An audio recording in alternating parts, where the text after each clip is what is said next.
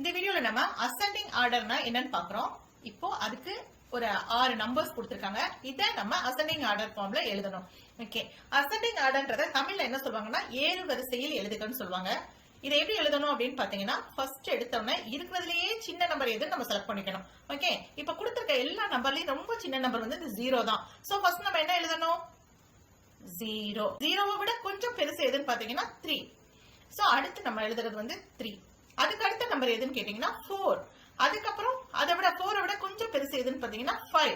அதுக்கு அடுத்து 7. அதுக்கு அடுத்து லாஸ்ட் நம்பர் 9. இதுதான் அவங்க கேட்ட அசெண்டிங் ஆர்டர். அசெண்டிங் ஆர்டர்ன்றது தமிழ்ல என்ன சொல்லுவாங்க? ஏறு வரிசையில் எழுதுக அப்படின்னு சொன்னாங்கன்னா நீங்க வந்து இப்படிதான் எழுதணும். சோ அசெண்டிங் ஆர்டர்னு சொல்லிட்டு நம்ம எழுதியிருக்கோம் இல்லையா, கண்டுபிடிச்சிருக்கோம்ல, அதை எடுத்து நம்ம அப்படியே எழுதுக்க வேண்டியதான். இவ்வளவுதான் அசெண்டிங் ஆர்டர். இதை பத்தி நீங்க தெளிவா படிக்கணும்னா நான் வந்து மெயின் வீடியோ லிங்க் வந்து ரிலேட்டிவ் வீடியோல கொடுத்துறேன்.